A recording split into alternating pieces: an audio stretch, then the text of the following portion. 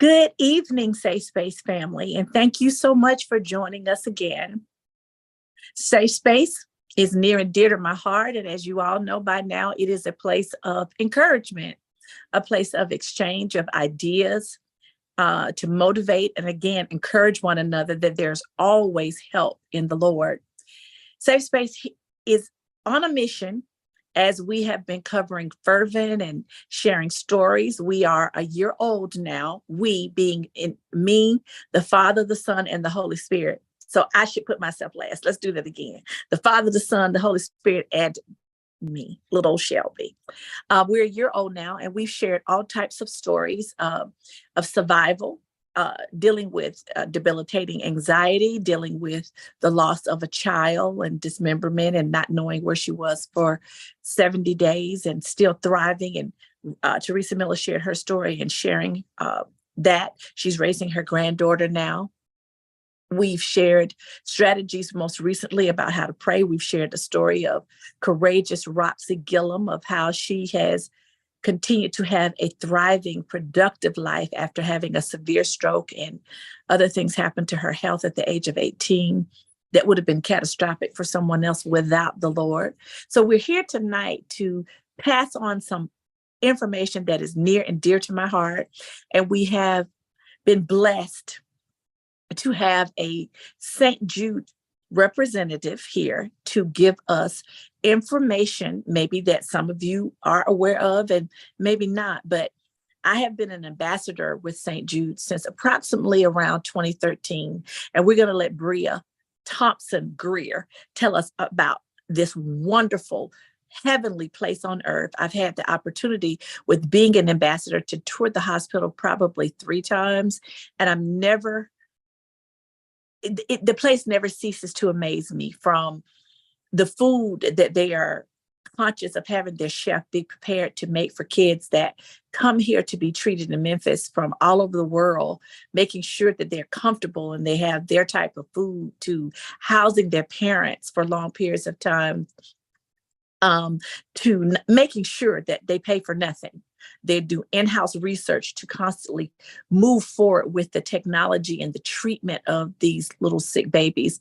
And I found out something just recently in researching for this show, and I thought I knew quite a bit of St. Jude information, is that the kids are treated there until the age of 21, and some cases are treated up until 25.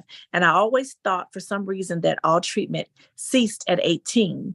But that's yet another wonderful thing that I found out about St. Jude Children's Research Hospital. So I want to introduce to you tonight, again, Bria Thompson Grier. She's a representative here in the Atlanta area that I have the pleasure of working with for fundraising with my church through our Sunday of Hope program. Good evening, Bria.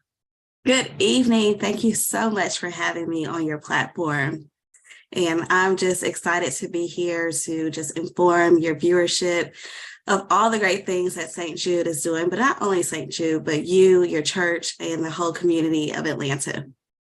Well, thank you so much for taking your time out this evening. Bria has become, in a short period of time, like a little sister, or actually, because she could be my daughter to me. And the family there at St. Jude in the field office here in the Dunwoody area, which is a suburb of Atlanta, just gives you that feel. I was in and out of the office a lot in the years of 2013. During that time, I was on the planning committee for the citywide fundraiser for the gala. And I served on that until 2017, until my mom's health, just the demands of me taking care of her was more than I could do with having the responsibilities to the gala and everything else that I had on my plate. So I resigned. But coming in and out of the office, everyone that I've always met there has been just like Bria. Very kind, very warm, very embracing. And I'm getting back into the realm of getting to know the people there with you and Alex and other people there. Tiffany, can't miss Tiffany. So when I first began to be acclimated to learning things and acclimated to the group and to the hospital and everything, it was, I think, about a $1.7 million budget at that time to run the hospital. And then as things progressed, I remember it got to the point of being about $2 million a day to fund everything that happens there. So tell us a little bit about yourself, first of all, Bria, and how long you've been with the company and your journey of getting you there and what you do, and a little bit about the daily operations and all of that type stuff to acclimate people to maybe give them some information that they weren't aware of about the hospital. Sure, absolutely. Well, again, my name is Bria Thompson Grier, and I have been with St. Jude. It'll be 4 years on June 3rd. And my journey was kind of similar to everyone who works within the St. Jude family. My dad is actually from a very small town in Tennessee, from Maryville, which is the closest biggest city is Knoxville. And we've had the honor of knowing a patient family by the name of Hannah. His city is so small, it's 13 streets. So it's a city that everyone knows everyone. So to actually see a patient firsthand actually go through her own journey and her family not receive a bill for anything. I mean, when you think about just gas to get to the hospital, when you think about every medicine that it takes for chemotherapy, physical therapy, and every scan that is done, the family never receive a bill. I mean, that's for treatment, travel, housing, or food. It was really a no-brainer for me. I was like, I have to work for them one day. So I started volunteering during a radiothon that we have in Atlanta with Praise 102.5, just answering phones in a radiothon. And I know I was like, Lord, I need to work for St. Jude. So it took me about 2 years, but now I am a development specialist in the Atlanta office for St. Jude. And you literally wake up every day with a purpose. You know that you are working for a family who is just trying to extend their life with their child. And it's because of you that they're able to do so. So I love my job. I love what I do. Day to day, I am part of LSAC, which is the fundraising organization for St. Jude. And we are the people who make it all possible in terms of the families never receiving a bill. So we are not the nurses and the doctors, but we are still very important to the St. Jude family. So day to day, like Shelby mentioned, we do work with local churches such as Word of Faith Love Center to raise funds for the hospital. And also we have various radiothons and local dream homes within the city to raise those funds for the hospital. So your major fundraising events here in the Atlanta area and across the country, because I remember when we would come up for the Sunday of Hope weekend, there being friendly competition when I was on the gala committee of the city galas, like Atlanta during that time and Houston were in a dead heat for who could raise the most money. You know, I think it's just the coworkers that we have at St. Jude. We make it a competition out of everything. When we had the radiothon back in March, that radio station was competing with DC. So literally everything. Well, Atlanta is always a hot spot for competitions, whether it's the radiothon on our gospel station that you mentioned here, which is 102.5, Praise 102.5, or the citywide galas, because it wasn't so much when I was a part of the committee on the citywide gala that it was just the employees of LSAC St. Jude. It was the committee members as well. We took absolutely that we were going to be the top city in the country as far as gala part of that. So just to make it clear to people, we have a gala, a citywide gala. We have walkathons here. We have radiothons where people call into the radio and pledge stations and pledge money for a window of time on a given day. And the walkathons, people that are walking are taking pledges to raise money. Are there other aspects of the walkathon that allows fundraising outside of the participants raising money? Yeah, absolutely. So technology has advanced a little bit. So we have the technology to actually fundraise through Facebook as well. People can utilize Facebook to set up a team raiser page where they can ask their friends and family to donate through their Facebook, even if they just want to walk virtually, where they do not have to actually come in person to do the actual walk. That's cool. And that's a great way to allow technology and social media to span and reach much farther than you could physically. Because in the past, when you did walks, you're trying to get people to send money to you because you're physically at the walk. So that's a great addition. So again, we have the gala, we have the walk, we have the radiothon, and then we have the Sunday of Hope program, which is how I came into contact, into being in touch with ALSAC St. Jude back again around 2013, 2012, and helped me with this. The Sunday of Hope program is a program that was predominantly targeted toward the African American community, because even though when the doors opened to the hospital in 1962, it was integrated in the segregated South, which was Memphis, Tennessee, Danny Thomas wanted Black children or children of color from around the world or within this country to have accessibility to this high level of medical treatment. They were welcome. But because of whatever or however the fundraising evolved, the African American community, even though we received the benefits of the hospital, were not an intricate part of the fundraising. So the Sunday of Hope and other programs that brought in Black Radio, the Divine Nine, which are the fraternal organizations, what 100 Black Men, Links, and things like that, which are predominantly African American organizations. All of these organizations now are a part of fundraising for St. Jude. Tell us about the Sunday of Hope and those programs that encompassed and bringing in the African American community, of when it began and how it has done as far as the dollars that is contributed to the bottom line of St. Jude. Absolutely. So African American history with St. Jude is deep and rich. As Shelby mentioned, when we opened our doors in 1962, the first African American architect was actually the designer for the original hospital, which speaks volumes. When you think about 1962, when segregation is high, we have a first Black doctor who works for St. Jude, and we have an architect who actually designed the hospital, speaks volumes. And not only that, Danny Thomas, our campus had not evolved to what it is today. So Danny Thomas partnered with local hotels within the city. And he said, if you can't take all of my patients, including African American, we won't do business with you at all, which I think is mind-blowing to think, to have that kind of fortitude in 1962.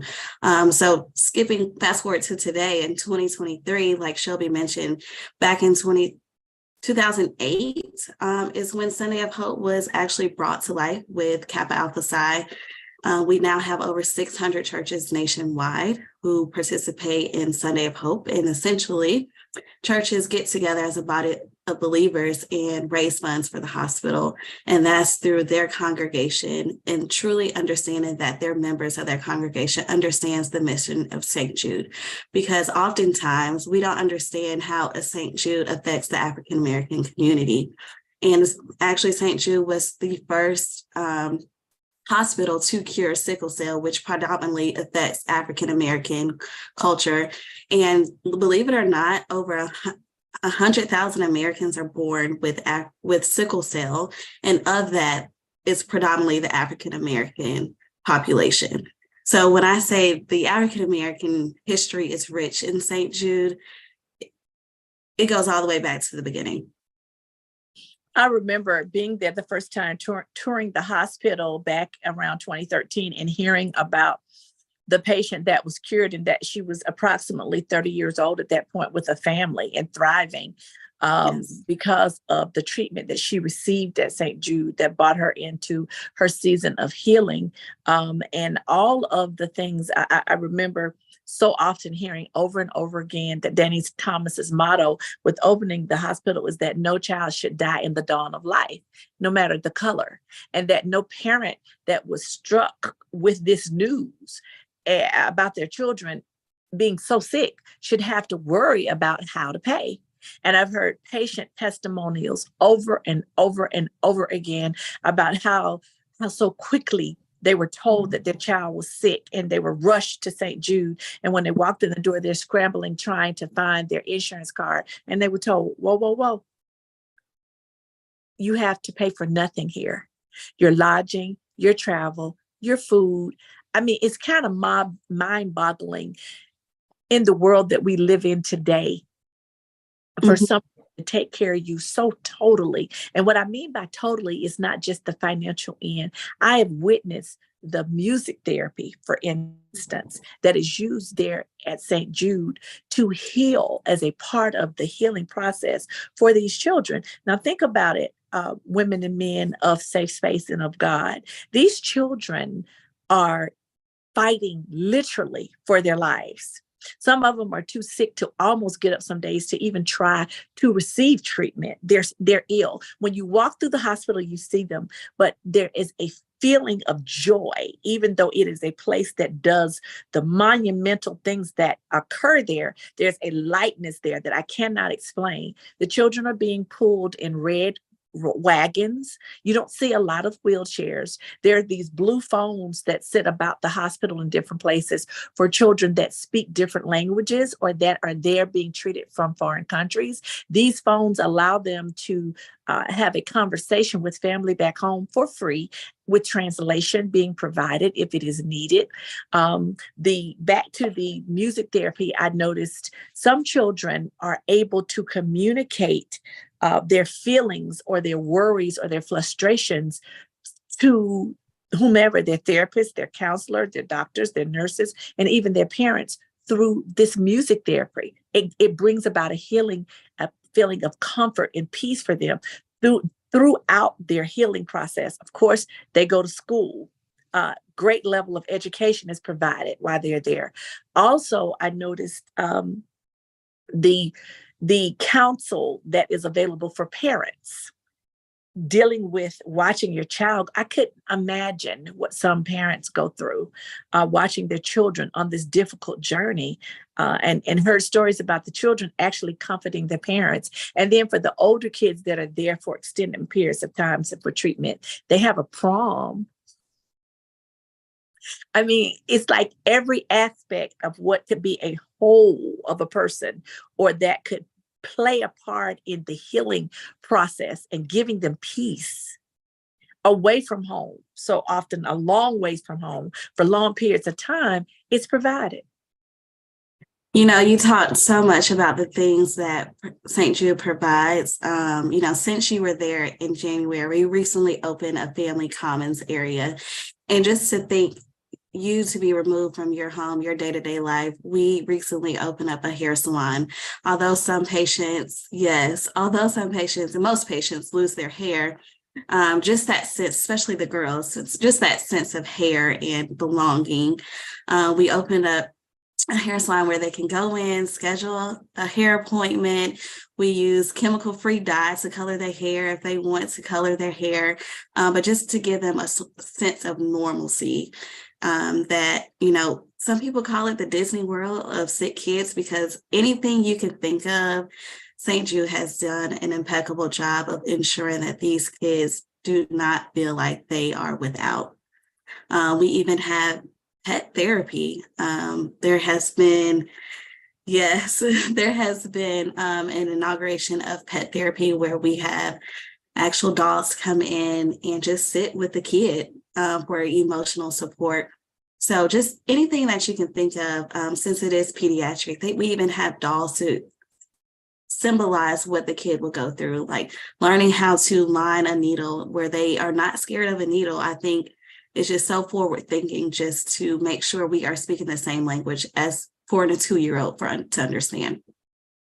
It's just so awesome. And even the continuous research that you all are continuously doing. And this is just awesome, that the research and the discoveries and the moving forward in the healing that you've done, because I think you're at what, 80 to 85% cure rate. Yes, back in 1962 when we opened, it was 20. We have now pushed it to over 80%. That over 80% of the children that are treated there walk out alive and live full lives, which is phenomenal. And the research that is done there is shared around the world. It's not just housed and kept there to be administered at St. Jude. You share it. Yeah, absolutely. So, a lot of people think, how am I going to benefit from donating to St. Jude? And as Shelby mentioned, we share our research. So that reaches your local, if you're in Atlanta, Children's Healthcare Atlanta, the protocol that they use in their hospital, 9 times out of 10 came from the labs and the clinicians from St. Jude. So it not only reaches the kids in Memphis, but it reaches worldwide. I've just never thought of a concept, and then the concept of how it came to being. But what I want to convey in this program is that, again, no matter what you're dealing with, what you've done, where you come from, there's hope in the Lord. I see God. I remember the first time I asked my pastor to come so we could become a part of Sunday of Hope. He was like, "Where do you want me to go?" People hear fundraising and they're not sure. And I was just so persistent, because he loves me. He went ahead and went. And he called me while he was there. He said, "I am so glad you pressed me to come. God is in this place." I will never forget what he said to me. And even where I was in my car on Interstate 20 headed west coming home from work. It was such a moment for me, for him to get it, for him to feel, to be in that place and see what it is and all that it accomplishes and what it does. And God is in that place. And I want people tonight to know and understand, as you just alluded to, that your dollars, when you donate to St. Jude, are being used for such a worthy cause.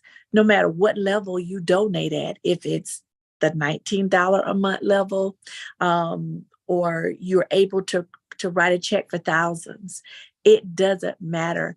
These children are being affected. I see them come back, like when I was there in January, and give the testimonies, like the young man that's on the academic and athletic scholarship.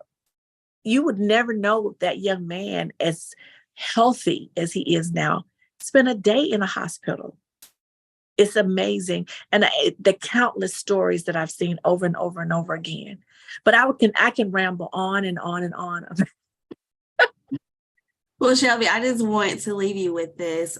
We have a saying at the hospital: we would rather 100 people give $1 versus one person give $100. Because if one person gives and two people give, just one person giving $19 a month will provide a meal card for a family of 4 for an entire week. And when we say they don't pay for anything, can you just imagine hearing the words, "Your child has cancer and you don't have to pay for anything"?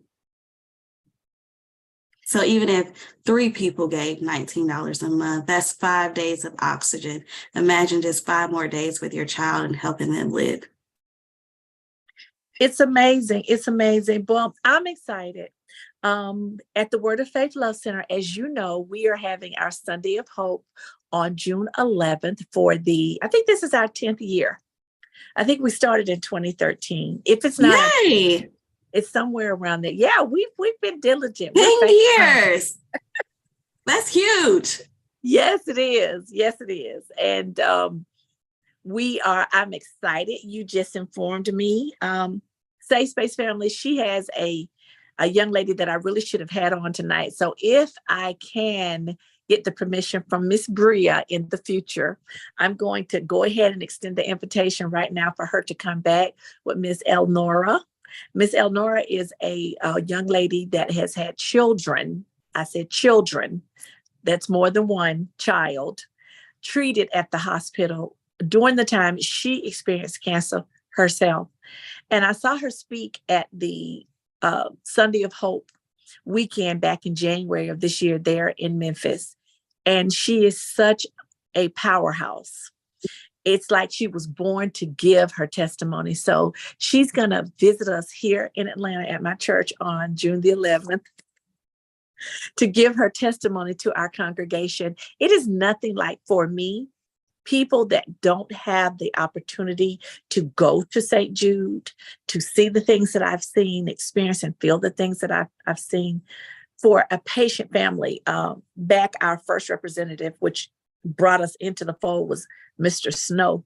He bought out a patient family, I think our first two Sunday of Hopes.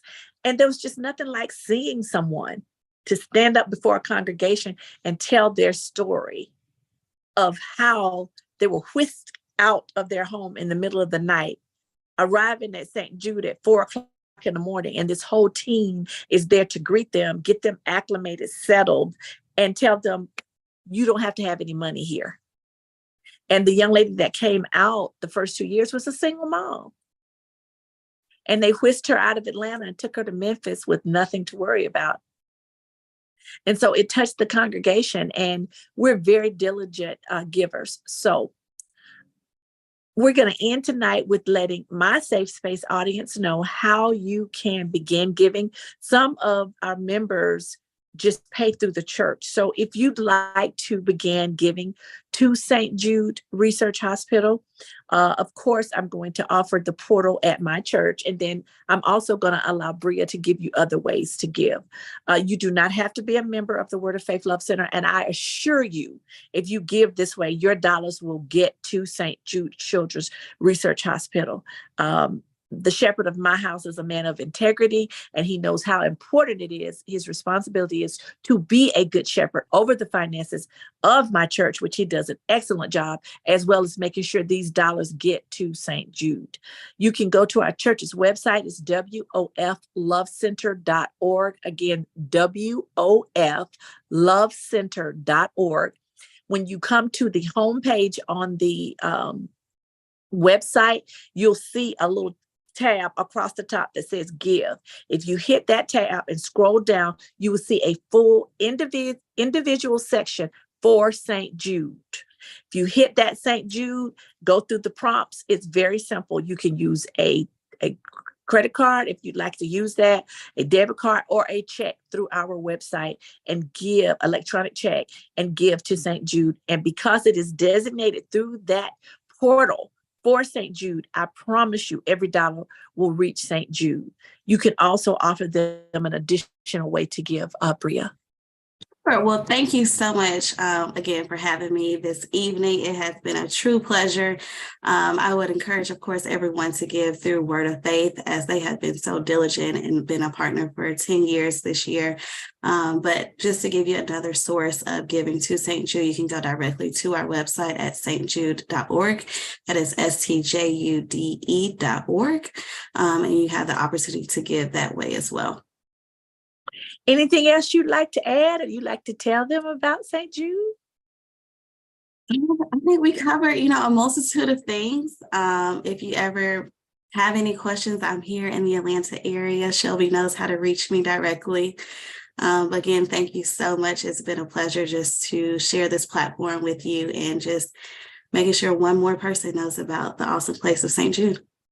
I'm excited. I'm extremely excited. And of course, we will be in touch. And as I said, I really would like to have Ms. Elnora on here to give her testimony to the audience so they can feel and see that it is real that it is good.